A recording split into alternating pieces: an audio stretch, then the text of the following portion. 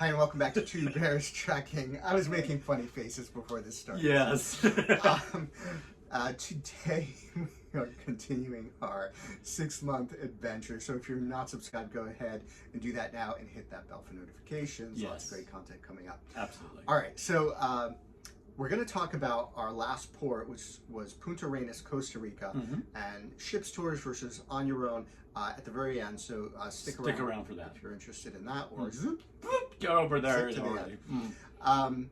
All right, so the first thing we're going to talk about is something that really can mess people up, and that is visas. So everyone will know, okay, I need my passport, but something the cruise lines or your travel provider doesn't always tell you about or on a timely manner is what visas you'll need.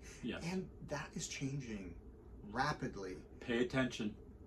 So recently, Brazil, which we will be visiting both on our transatlantic on Sapphire in February, as well as when we get back, we're going to Iguazu Falls and we're going to cross over into Brazil for a day. So we need the Brazil visa.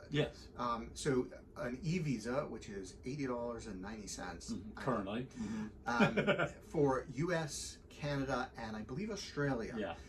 And so that is something you just go online and apply for that. But, and that sounds easy, so many people struggle with answering the questions because of the way they're worded. So try and keep it simple. And you really don't pay attention to what is required with an asterisk and what is not. For example, uploading your itinerary or your hotel where you're staying or proof of how much money you have really isn't necessary if you're just staying for a day or a couple of days, etc. Correct.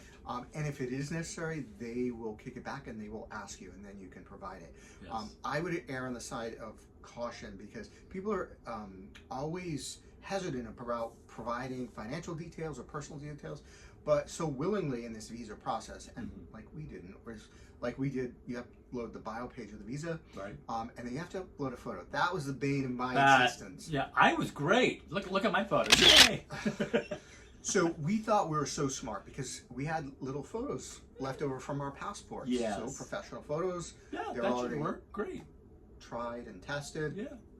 I uploaded mine and they kicked it back. But the passport authority accepted it. So so I had to take a new mugshot as some passengers walking by looking at us trying to take photos. Oh my goodness. And I was obsessing. I won't say you, I won't drag you into this.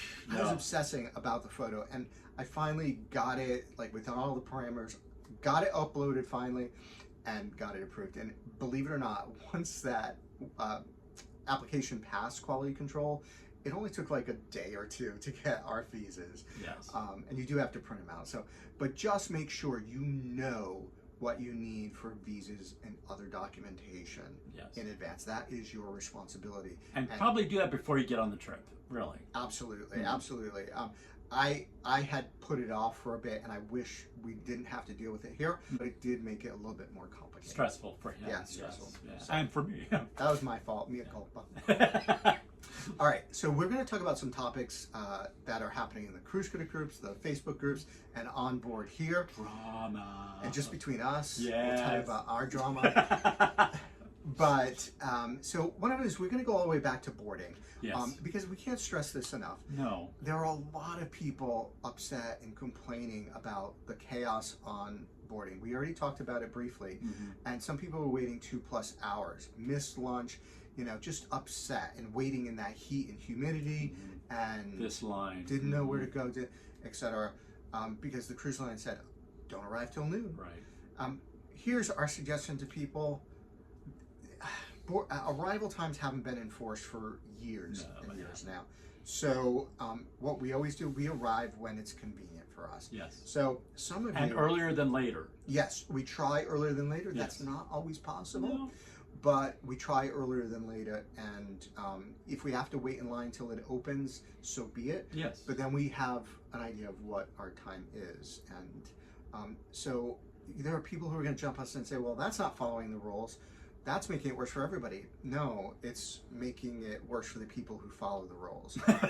Because there are always going to be people who arrive earlier. You can't, I mean, it's very difficult to manage that process. And that's on the cruise line. So don't feel badly if they say noon and you arrive at 11, you're just going to stand outside. Okay, so it's not crowding the terminal or causing chaos. No. What the chaos that ensues is when everyone arrives at noon. That's where the chaos ensues. Yes. So tell us what you do. Yes. And what your thoughts on that Yes, are. please.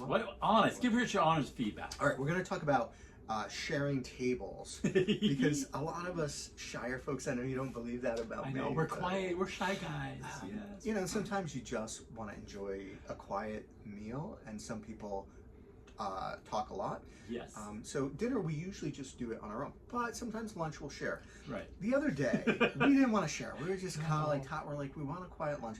Yes. But she's like, okay, which would you like? Would you like share or? No, I have no private tables. Oh, no private tables? Oh, why'd you ask us? Yeah, what? Okay. So there were a bunch of people who wanted private tables, and they ended up putting us at a shared table, which actually turned out well. So sometimes you need to go outside your comfort zone. Be an adventurer. And there's a couple we have chatted with every day, again this morning. Yes. And they're going to be on one of our cruises next year. Making friends. Yeah, so making friends. And sometimes it's a good thing to go outside of your comfort zone. We're not telling you all the time, because we won't. But, but sometimes, once in a while. Occasionally. Yes. All right, so what else is on our list? Check your checklist here. I know. Oh, my goodness. Our drama. Oh, yes. Oh, are we going with that one? Are we going to do... Yeah. All right, our drama. Our drama. It's going to be about us for a couple of minutes.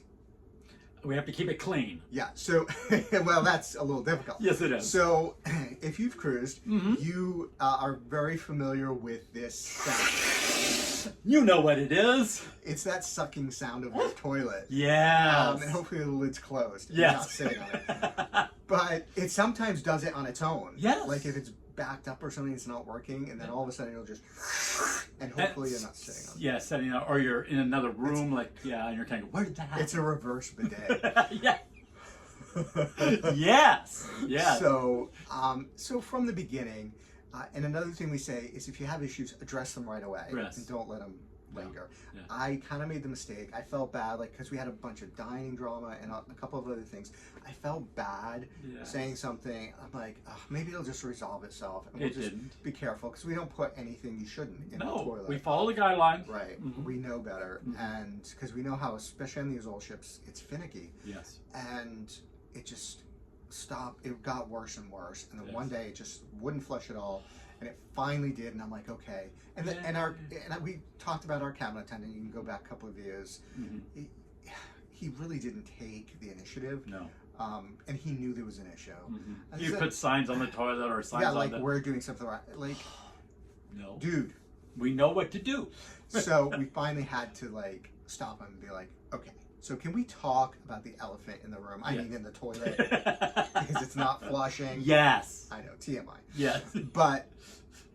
But so they came yesterday while we were out and fixed it, and it was okay again for the rest of yesterday. But this morning, no more sake. No more sake again. Yeah, and he noticed it because we had gone before he came to work. Yes.